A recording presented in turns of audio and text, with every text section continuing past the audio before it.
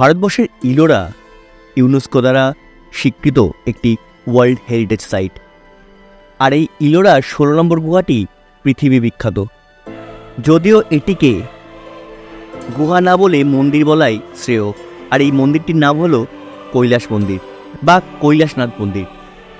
এই মন্দিরটি পৃথিবীর একমাত্র মেগালিথিক স্ট্রাকচার, যা কিনা কাটা হয়েছিল একটি বিশালাকার পাথর থেকে।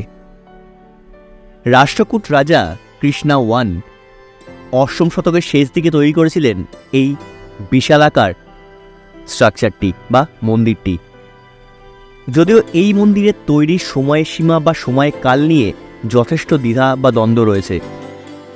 এই হচ্ছে সেই কৈলাস মন্দির। আমাদের সম্পূর্ণ ভ্রমণের বিবরণ রইল আমাদের এই চ্যানেল ক্রিয়েশন থ্রু মাই আইজে।